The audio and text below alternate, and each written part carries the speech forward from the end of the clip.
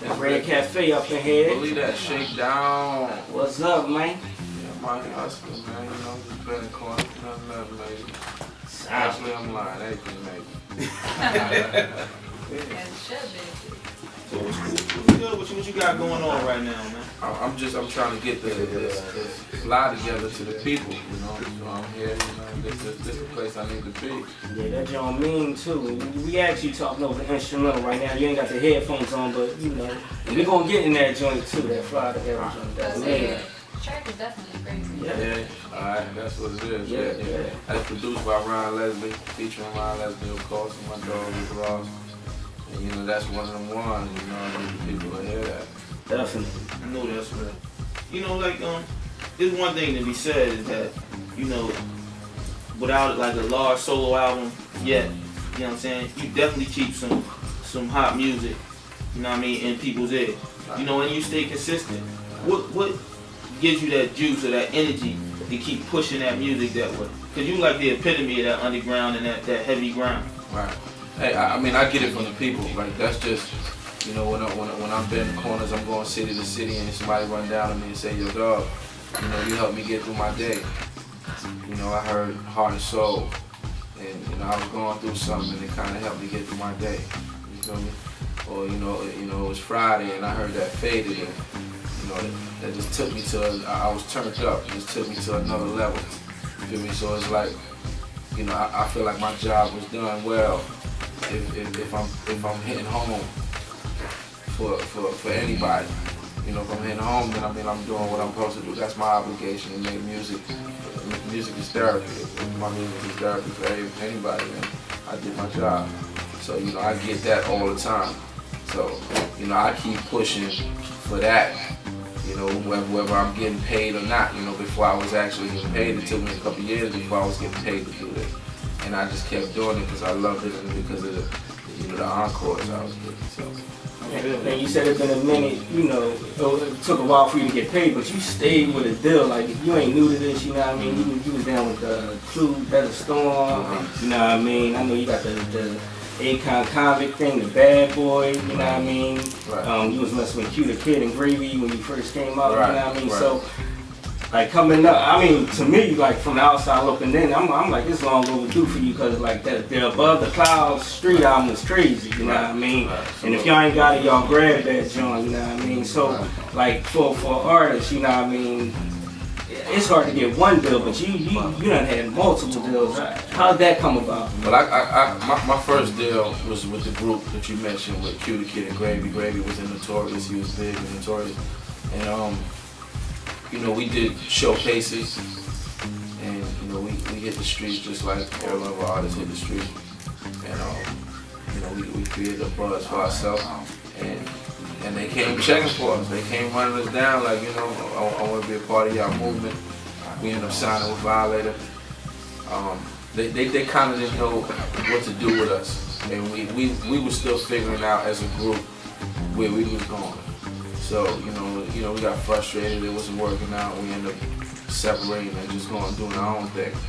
So, you know, I got on my solo grind, I got with Who Kid, and me, Who Kid and G, and, you know, we started getting our mixtapes out. And that's what got my mixtape buzz up, and I got my solo deal going. So now, you know, going to these labels, you know, in the beginning, I felt like, you know, you get the deal, and that's the victory. Got it. I'm on now. Right. I'm finna get paid, Jack. You know what I'm saying? So like, but that wasn't it. You know, I got the deal over at Arista, and that didn't work out. Arista ended up folded. So it's like, you know, what you gonna do now? You back to hustling. You know, I got with Mac 10. We did a deal over Priority and Capital, and Priority folded. You know what I mean? Yeah, I got a little quick check, advance or whatever. I mean, you know, what I'm gonna do with that? You know, go to the strip club, toss it a little bit, a couple glasses of brown, it's over. You know what I mean? So, you know, then I ended up getting another deal. You know what I mean? I kept good relationships though. You know, I'm always honest. I don't owe nobody no paper. You know what I'm saying? And what you see is what you get. You know, I come as is, not as if. So, you know, anybody that know me throughout the business, I could still get them on the phone right now. Anybody ever did business. That's what's up. It's all about them relationships, you know. Absolutely. I mean, and that helped me with me moving forward. You know, the game could easily shut you out. You know, we see that in NBA or NFL. You know, if they don't like you, they just close the door. You're not allowed in the house. So you know, I kept pushing, but the labels just wasn't working out for me. So I just hit the streets. Me and my dog Chris Green, and we just turned it up in the streets. You know, and I found my success being independent. You know, I dropped Paper Touch, and I was produced by Zucon. Shout out to Zucon. You know, so yeah. You know, with Paper Touch and I was independent. You know, with that, you know, I paid Zucon out of my pocket. You know what I mean? Like, yo, this joint is with heater, I need this. And I went to work like that with it. And Hottest in the Hood. You know, I'm Ill, all that's independent, no label. You know what I mean? That's international records. You know, I'm touring all over Europe, Africa, off of those records. So, you know, I found my success like that. Off of the streets, and me just being signed to the streets as opposed to being signed to a record company. I mean, I learned a lot too. I was around, you know, a lot of great people that know the game. And you know, I'm a sponge. If I'm in the room, I'm gonna soak something up. I'm gonna figure something out. I'm gonna learn how to play with this board y'all got over here. You know what I mean? I'm gonna learn something. I'm a sponge like that. So yeah, I just learned a lot from the old heads that I was around. Yeah, nah, but you brought up something that I wanted to come back to. You talked about Notorious. Mm-hmm. You was in there too. Yeah, I was in there. Primo. Yeah. Primo tried to go to work on BI, but you know. How did it feel to be a part of that? Because that's a part of history. Oh yeah, I mean that was an amazing feeling for me. I was honored to be a part of it. I actually was in the penitentiary at the time when Big was really reigning, you know. So I didn't really get a chance to experience that, you know. So to be a part of it and still being a part of it, you know, his legacy, it was amazing for me. What's on the way is that Hell's Kitchen, Halloween. You know, I'm excited about that. You know, it's just probably the last EP mixtape before the album comes February. What's the name of the album? Shakedown. Okay. Yeah, it's on February 14th. Top of the quarter, next year. We was talking a little bit, and I asked you a question. You work with a lot of artists, right? You know what I mean, from R&B, hip hop. Who was your favorite artist to work with? I mean, I like working with Fab the most. You know, like we got a great chemistry. We bounce off each other, we push each other, we challenge each other. Like dude is like he's great at what he does. You know, he's super lyricist, and he make hit records at the same time. So he understands what it is to make sure he adds in what we do as lyricists to you know, get that substance and that lyrical content into the actual song and still make a song that you could dance to or to take you wherever you need to go. So, you know, working with Dog is like, you know, and as you can see, I do a lot of records with Dog. So, you know, that's probably why I enjoy working with him more. So, and out of those, we talked about that too, about the one who challenged you the most lyrically, or who pushed you as an artist the most. Yeah, that's probably gonna be Puff. You know, because Puff is like he has a legacy that he's built for himself, and with his Bad Boy movement, as well as his name and his brand, and you know whatever he stand by, you know, they put his face on. It gotta be 100. You know, because that's his brand. So you know, he wake up every day, he online, he looking at all the blogs. He's following to see who's the new hot dude from any city, you know, and he gonna call me up and he gonna be like, yo, you see this right here? You can't have this. You know what I mean? Like, so he basically just make sure that I'm his best fighter, you know, and I can go out there and I can compete and knock down any walls any obstacles that come up in front of me. Yeah, that's interesting. And the second Hold thing, up real quick, because I know you about to switch it, John. Because we talking about the artists you work with, and I just wanted to know how that collab with Talib came about that I Love joint out there. How that come about? I mean, I'm a fan of Talib, most definitely. And I remember, at the end of the day, even though I make ignorant music as well, you know what I mean? I make ignorant goon headbusting music. I mean, I come from that. I come from more sensitive, like more general hip hop. I come from that. Right. But at the end of the day, I'm from the streets. So, like I said, I'm honest, and my music is honest. So what you hear on my records, that's what I've been through. And it ain't from me looking out the window. You know what I'm saying? Like, my hands is dirty. So that's what you want. You want to get that. But at the same time, I'm still a fan of Talib. I'm a fan of Currency. Most Def, J. Cole. Like, whoever's giving you that general hip hop and they getting busy with it. Like, I'm a fan of that. Andre 3000, all of that. They could do a lot of different things. I'm a fan first. And I feel like you always gotta remain a fan. The minute you're not a fan no more, you're gonna lose it. You know what I'm saying? And you could tell from the guys out there that was doing their thing, and then they got caught up with themselves and just feeling like they the hottest thing in the hood. They thought they was me. And you know what I mean? And then they just lose it because they not fans no more.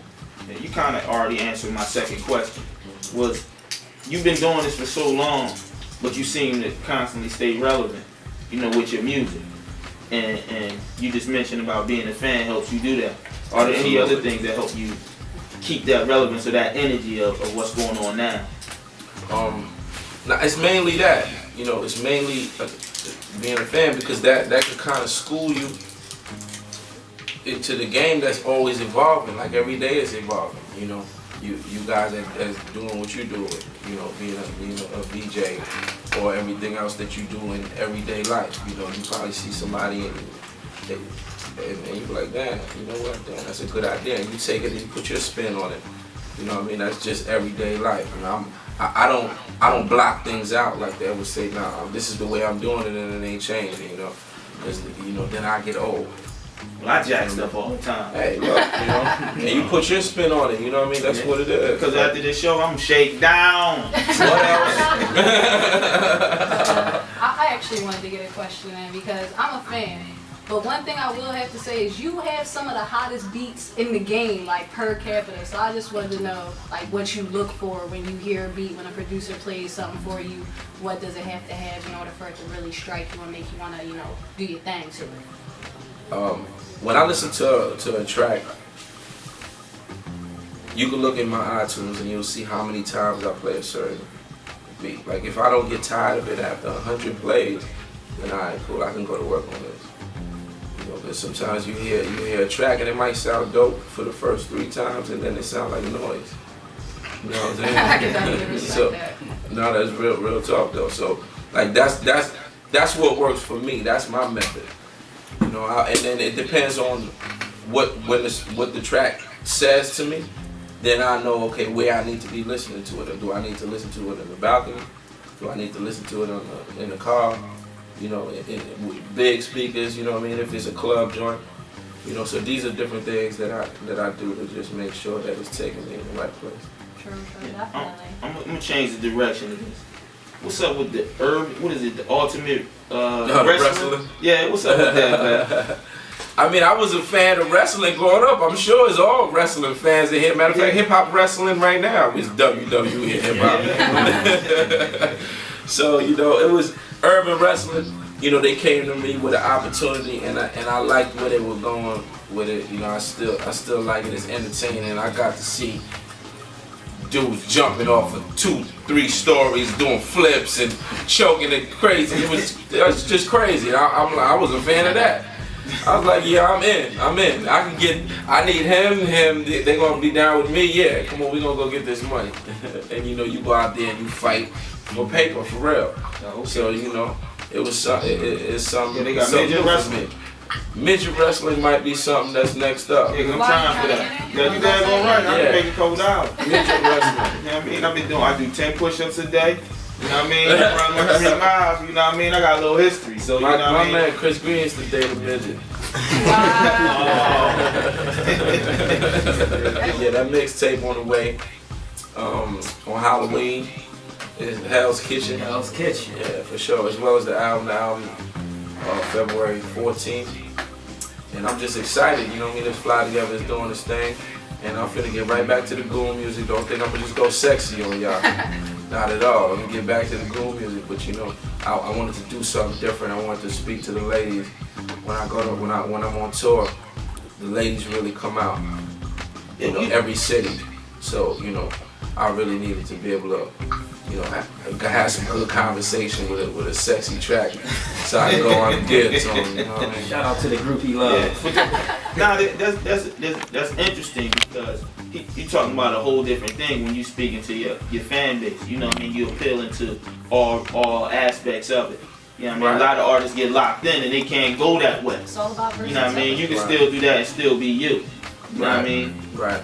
Yeah, I think that's necessary. As long as you remain who you are, you don't compromise who you are to go chase a record because you feel like this is what I need to do so I can get in the game.